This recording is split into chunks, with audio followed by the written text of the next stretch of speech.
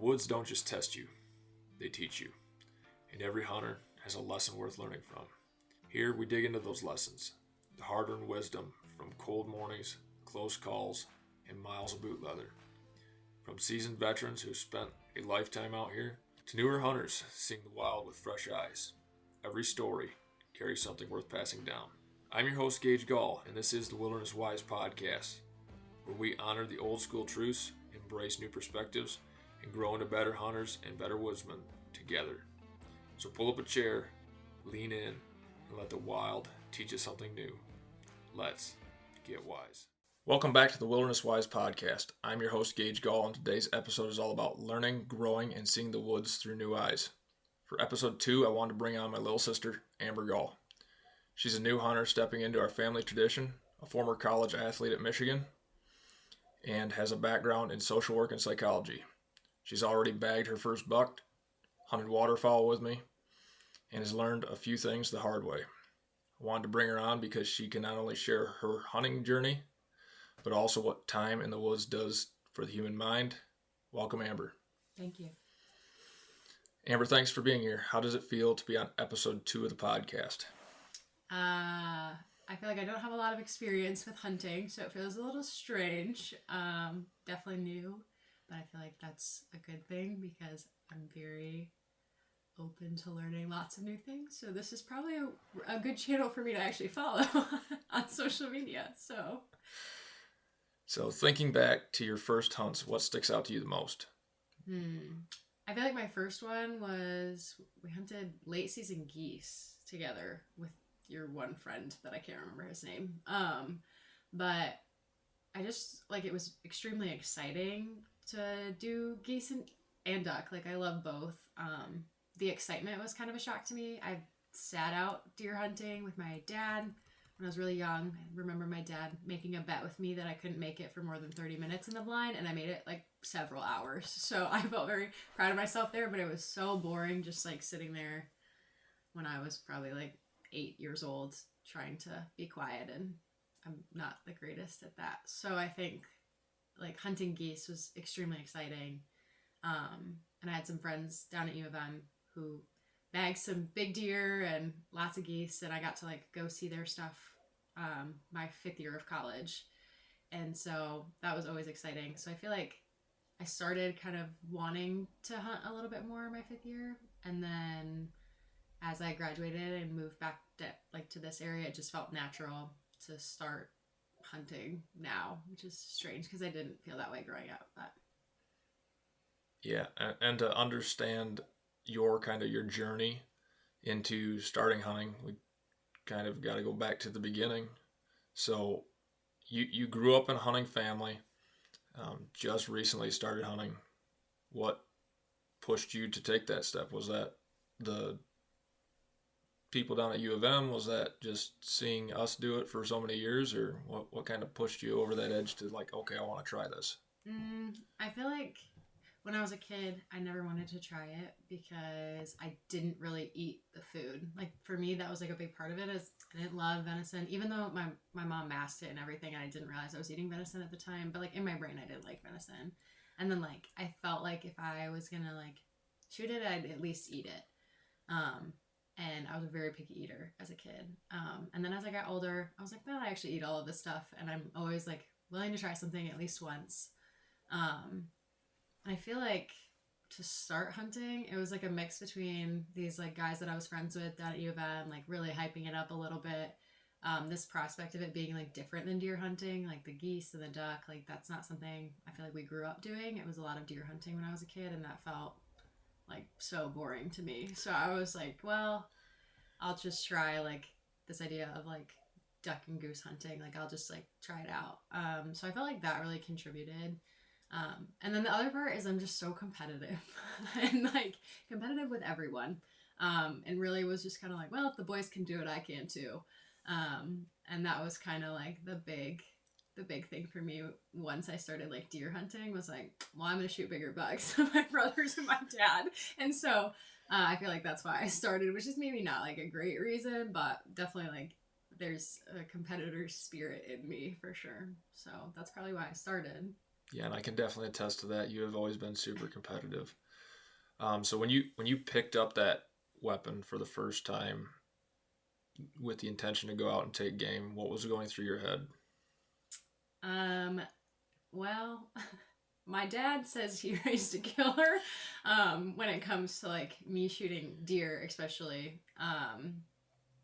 Because I shot with my first deer with a crossbow and just took the shot, and it was very like almost mechanical of like, oh, there's this deer, I'm gonna eat it, so I need to kill it. So I took the shot. And my dad's like, did you feel anything? And I was like, no. And he was like, not excitement. And I was like, no. And he was like, sadness. And I was like, no. And he was like, oh my goodness, what did I turn you into? But I think the technique of hunting for me, like, and doing something that requires a lot of like practice and technique, that is something I really thrive under, of like that structure. So for me, it was like, I came out here with a purpose to like hunt and eat this animal at the end of it. And I think I would have felt more grief or like sadness, or I mean, my first buck wasn't very big. But like just this like these other feelings, had it been maybe like if I wasn't gonna eat the animal, or I didn't know that like that was a purpose that that animal was like serving. And I think a big thing for me is like I was praying before the deer walked in, like, all right, if I'm supposed to take one today, like bring one in. And that was like within probably an hour of me sitting out, for my first time ever, was this like buck walked in, and I was like, okay, like I guess like you brought it in my crosshairs, so I'm gonna take the shot and thank the Lord for it, and think that the Lord like provided food and like, yeah, the venison for our family, which was cool, because I think I was one of the only ones last year. I think you were. Okay, and I think that just was like a cool moment, for me. So it felt more like natural than anything. I feel less natural with like a gun in my hands. I definitely feel more natural with like a bow or a crossbow. Gotcha. So being new in a family of veteran hunters, did you feel intimidated, or inspired, or a bit of both maybe? I feel like silly is what I felt. Like I was like, I think my dad coddles me a little bit when it comes to, and I let him when it comes to hunting, like he's always the one to like load up the crossbow for, because I can't pull back the crossbow, which is a little embarrassing, but I'm just not tall enough. And so when I row, it does it like goes way past my shoulders and I just can't reach. So I feel like silly at times because I think I know how to do it, but because like dad just does it for me most of the time, I'm like, well, I feel like I probably should be doing this, but I'm gonna let you do it anyways. So I think silly at times, definitely, where I'm like, oh, I probably should know how to do this, and I do, but I'm gonna let him do it because he's willing and able. So let's transition over and let's talk about what this season specifically taught you. We've talked about your waterfowl hunts in the past, but you did miss a buck this season. Yeah, I missed an 8-point. What did that experience teach you about patience, preparation, or just being in the moment? Yeah, I feel like it taught me most about preparation. This was my first time ever rifle hunting, and I had never shot a rifle before I was sitting in the tree stand. And that was not a wise choice because I actually had no idea. I had no idea what the gun was going to kick like. I've never had looked through the sights of this rifle. Like, I got out there that morning and this 8-point walked in and I was like, okay, like, I guess I'm shooting this. Like, I didn't expect it. We were actually getting ready to leave. And so I was definitely like kind of getting ready to pack things up and leave. And I had never shot a gun. That's not true. I had never shot a rifle freehand. So I feel like in that moment I was like, oh, I probably should have practiced this. And then took the shot. I was pretty confident I missed. And packed it all up, went home and was talking to my dad about it. He's like, I think we should go look for blood. And I definitely missed. Like I knew in my heart and soul that I had missed this deer. But then we went out and shot in the backyard and I had warmed up and,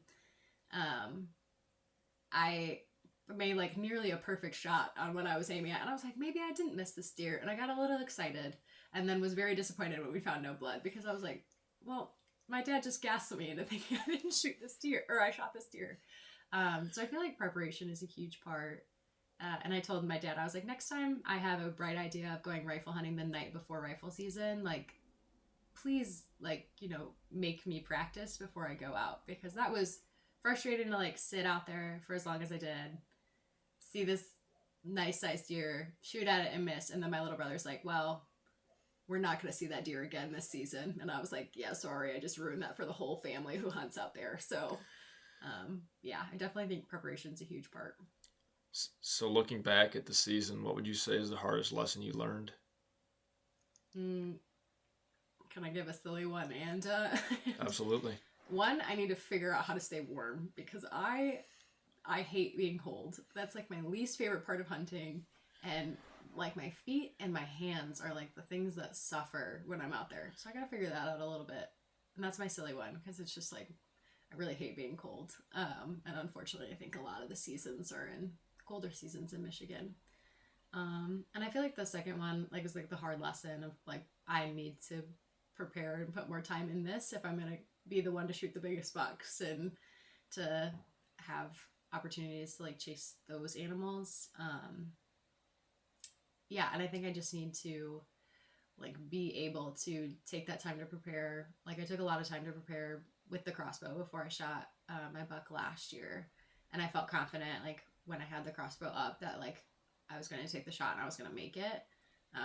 And last year I think I shot him right through the heart. I think you're right. I think it was right through the heart. Yeah, and that was because I felt prepared, felt ready, and I definitely felt nervous before shooting the rifle.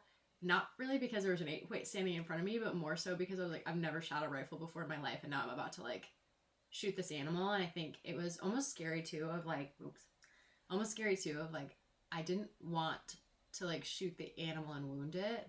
Like, I was shooting to like kill, and the idea of wounding it really freaked me out. So I think between the nervousness of like not being prepared, never shooting a rifle, and then also the idea of like, I didn't want to wound this animal and not kill it. Those combination of factors really led, I think, to the miss, which honestly I'd rather be a miss than a maim. But yeah, I definitely think all of that contributed to. Absolutely. Yeah, preparation. Yeah. So now, Amber has a background in psychology, so I want to dig into what deer hunting does for the mind a little bit, if you're cool with that. Yeah. So how does being in the woods affect focus, stress, and mental clarity? Yeah, I think that's where it gets really interesting from like the mental health perspective. One of the things I try to teach a lot of my clients, students, all of it, is this like sense of mindfulness. And that's something naturally you're going to do a little bit more when you're hunting, or deer hunting especially, because you're looking at all the sights and sounds, right? Like, you're focused on this idea of, you're like listening for all the things. And when you're in the woods, it's sometimes like, I want to say it's like quiet, but it's not quiet, right? You start to notice, like, I was thinking about it the other day in the deer blind, like I was hearing an owl and like a rabbit screech, and then I was wondering, why is this rabbit screeching? That freaked me out a little, but that like these like little noises you maybe have never noticed before when you're sitting out there, maybe not engrossed in your phone, and you're listening and you're seeing all these different colors and shapes and textures and trying to discern what's a deer, what's not, all of these different things. You're feeling different textures, like the cold, the wind, all of these things promote this like mindfulness of being so present in the moment. And I actually heard it the other day. A therapist said, it's so often that when we're stuck in the future, we tend to get anxious, and when we're stuck in the past, we tend to get depressed. And when we're exactly where our feet are and we're in the present, it happens so rarely, but that's where we can truly like start to thrive, is when our feet are in the present. And I think it's so easy, especially in society today, to just get lost in our phones and, just like lost in society, like kind of aimlessly wandering around. I think the statistic is like 90% of people are like 90% of the day, people are on autopilot. Wow. Which is crazy. And so, and don't quote me on that statistic, but I'm pretty sure it's right. And a significant number of the day. Like, we're on autopilot. And so to go out in the woods and sit in a stand or a blind and put your phone aside, I think that's part of the caveat you have to add in there, because if you're just like watching YouTube or playing games on your phone, maybe it takes part of it out of hunting. You know, putting on do not disturb, putting in your pocket, and really being present in nature actually brings you back to this place in the present where your body can start to naturally heal itself, and your mind can start to naturally heal itself and be so grounded there. And a lot of that, I mean, it takes focus to hunt, in the sense of, if you're truly out there to like see an animal and kill an animal, it takes this certain amount of stillness that we just don't have in society today. So right. I think it can be super powerful, and often like a very spiritual experience for whatever beliefs you have, which is very, fascinating too. So hunting can be quiet, frustrating sometimes, or mentally intense. What does that teach us about processing stress or patience? Repeat the question one more time. Hunting can be quiet, frustrating, or mentally intense. What does that teach us about processing stress or patience? Yeah, I think very, like, most things in life really mirror those like mental processes that we go through. And I think like this idea of the frustrations, the intensity, the stillness, like that is going to mirror your life also. And I think with that, like, our ability to handle any kind of like distress is very low in society today. I just see it all the time of people, like, the smallest thing is like a breaking point. And usually it's because a lot of small things build up over time. And I think hunting is really interesting because if you just decide to throw in the towel, like I haven't hunted since I missed the 8 point, I can't lie. I really want to do waterfowl, but like I was like, I'm tired of being cold. But like that's such a small thing in like the grand scheme of life, right? And so it really, in order to be successful, or even like for a lot of families, like put food on their table, it's gonna take this like continued effort of like trying. And I think that mirrors like what, like that in hunting mirrors what society is so in desperate need of today, is this like continual effort of, I'm not going to give up, I'm going to keep trying, I'm going to keep putting one foot in front of the other. And I think hunting and most things in life mirror that cycle of like, it's going to be stressful at times, it's going to feel still and peaceful at times, it's going to, feel really intense, and then maybe you go to another minute of stillness. Like I remember when I shot my first buck, like it was this like intense moment where I like took the shot, like there's this reaction from the deer, and then I had to like sit there and wait a few minutes because my dad's like, let's just give it a second, and then it goes back to this quiet and stillness, and you're like, what, your body doesn't really know what to do with that right away, but then it brings you back to this like level ground, like this stillness that I think is so important that we come back to, and that those like mindful moments in the day, like I said, like where we're not living on autopilot. And so yeah, I'm not sure if that answered your question, but talked in circles a little bit. No, that was awesome. And it is really funny how, like, when we go hunting or we go fishing or we just go spend time in the woods, whether that's camping or hiking or doing stuff like that, it really does. It's like a hard reset. I mean, I was watching a video the one day where it was talking about, like, you need, like, I'm going to misquote this horribly, but it's like 30 minutes a week in nature, and then like 2 hours a month in nature, and then once a year you need like a good 2-week span where it's just like you and nothing, and it's like a hard reset for your body. Yeah, I definitely I did a training. We have to do a bunch of trainings for continuing education, and I did one in it's like a pain management training. So I actually did one in Chinese medicine, which was really interesting. And one of the ideas was this idea of grounding, and this idea of going outside.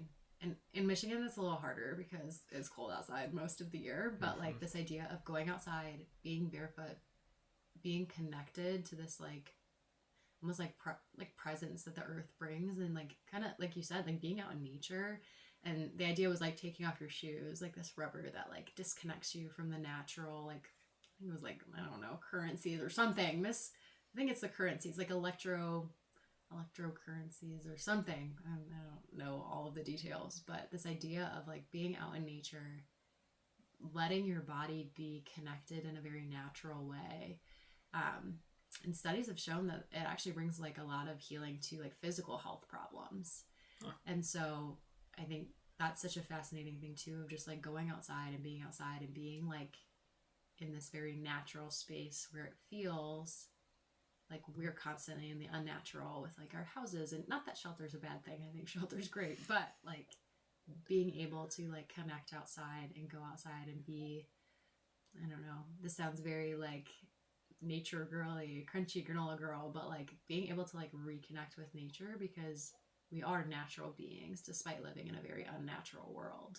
Right. So I think that's such an important part of like a healthy mind, or at least in my own experience and like my own practices. Like I do so much better when I can go outside and go for a walk, or be outside and go for a run, or whatever it is, and just be, I don't know, be one with the outside instead of being like kind of stuck like inside all day, which again, winter Michigan, tricky, but that's okay. Yeah. So let's touch on family lessons and carving your own path.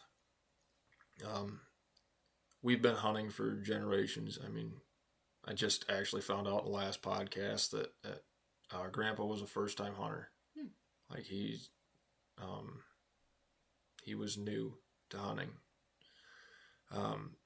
So which lessons or habits did you adopt immediately, and which ones are you going to make your own? It's a great question.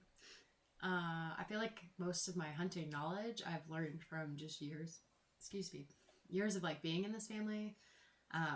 What the viewers don't know is the countless hours that I played hunting growing up with Gage. Is that like this idea we just would play hunting all the time, like in a blind in our bunk beds when we were really little, and duck hunting and all sorts of different like games. Bison, I think, was one of them, like one of our favorites.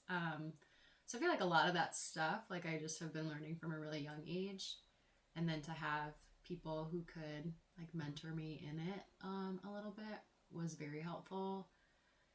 I think one of the things that's just very different and part of the experience that I had at U of M is I actually joined Ducks Unlimited kind of at U of M my 5th year. I got plugged in with this group through one of my neighbors, and then a guy who lived down the street, and they just kind of added me to the group chat and welcomed me in, which was fun because I was like, guys, I've never been duck hunting, and they were like, we don't care, like join the group chat, and I was like, okay, perfect.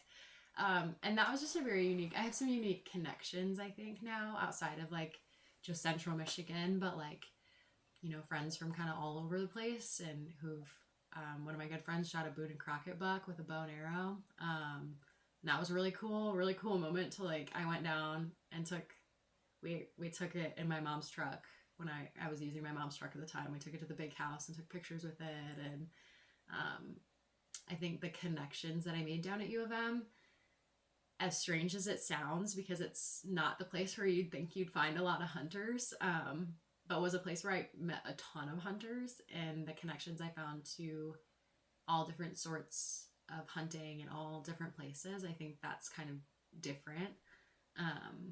Not necessarily, I feel like our family is each getting into that on our own a little bit, where it's like you and dad kind of go out west, and which is fun and very like cool to see. But each of us kind of found those like connections on our own, which I think is really interesting, but still like bringing them back to one another, which is also cool. So yeah, I don't know. I feel like I have a range of connections now when it comes to hunting that I didn't have before I went to college, which is interesting. Has hunting changed your view on our family or how you see your place in it?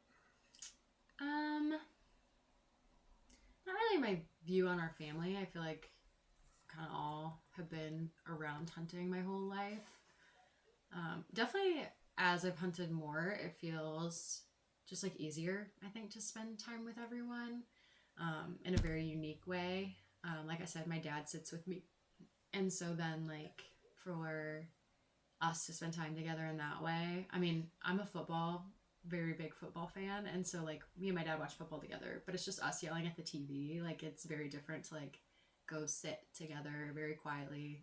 And sometimes I have to yell because my dad can barely hear, but like to go through that with him feels a lot different than anything. And I remember we went out and scouted geese at this summer camp that I work at in the summers, and dad was just so excited like that all of his kids were out there, and that felt very good for me to be like, okay, well, at least he's excited, you know, like I'm not sure how I feel, but like he was so excited to tell the owner all about how his dad would be so excited that all of us kids were out there. And that was something I feel like I don't hear my dad talk about a lot. So that was a very unique and special moment of like, okay, like I feel like this brings my dad a lot of life and I enjoy it. So it feels like good for me to go out and just sit with him and bond with him in a very unique way when I feel like we don't spend that time together unless it's around like football and sports. I mean, other sports too, but mostly football. So, right. Yeah. All right. So now let's transition into some advice and lessons for anyone stepping into the woods for the first time. From me? Yeah, from you. I feel like definitely lean on some people like who have some background. I think it's really hard to just like kind of like cold turkey. Like if I didn't have family or didn't have like access, obviously like YouTube has everything, so you can probably look those things up.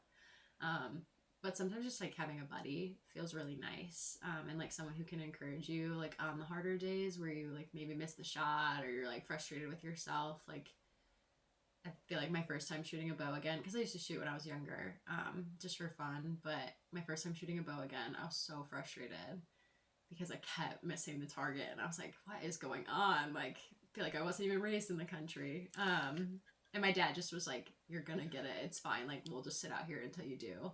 And then once it started to hit, I was like, oh, you're right, you know, that feels better. And so definitely have people around you who can like encourage you, even if it's someone else who's never hunted before, but just like people that can encourage you on the harder days. Because I think those days come in hunting and it's really frustrating, you know, to spend your money on tags and not get anything or like go through that. And it's really easy to give up. So yeah, definitely have people that can encourage you and can like maybe teach you the ropes a little bit. And I would say the other part is like really just like respecting nature itself. Like I have a lot of respect for the animals that I hunt. I have a lot of respect for like just in general, like being able to go and sit out there. Like I said, my faith is like a huge part of hunting for me, and knowing that like God gave us dominion over animals, but not in a way that's going to be like mistreated. And so that I think that's a really cool opportunity to like even deepen my faith as I sit out in the woods and just like have conversations with God of like, and I have like thousands of times this season sitting out like, okay, God, if you're gonna bring anything out, bring it out, shoot her. And I've seen nothing, and I'm like, all right, well, I guess you don't want me to shoot a deer today, and that's fine, you know. And it's just been a cool like deepening moment and very reflective of like, especially this like season, very reflective of where my faith journey is right now. A lot of like feeling like unanswered things right now, but just trusting that like there will be provision, whether that's this season or next season, whatever that looks like. So yeah, I think definitely like have respect for those things, and yeah, just deepen like your own understanding of the world and whatever faith you identify yourself with, or if you don't, you know, whatever you're feeling in that moment, like how you connect with the world. So all right, well, let's hit a rapid fire round. You ready? I guess so. First thing that comes to mind: favorite hunting memory this season. Ugh. Probably just like goofing off with my little brother once I missed the deer. Like he was just like, I don't believe in you at all, and I was like, thanks. That made me feel good. So he's very honest. My older brother is very, very honest. So sometimes brutally. yes, yeah. So I was very, I was like, well, you're right. I also don't believe I hit the steer, but you could at least hype me up a little bit. Hardest challenge you faced? I mean, it was a self-imposed challenge, but definitely not practicing before I shot a rifle. One piece of gear you can't live without? Definitely my bibs. I love those things. They are also massive on me, so I roll them up. But I live in my bibs. It doesn't matter what season. If you had a hunting nickname, what would it be? Gosh, I have no idea. Something to do with being competitive. And something to do with me thinking if all the boys can do it, I can do it too. But I don't really know what that would be. All right.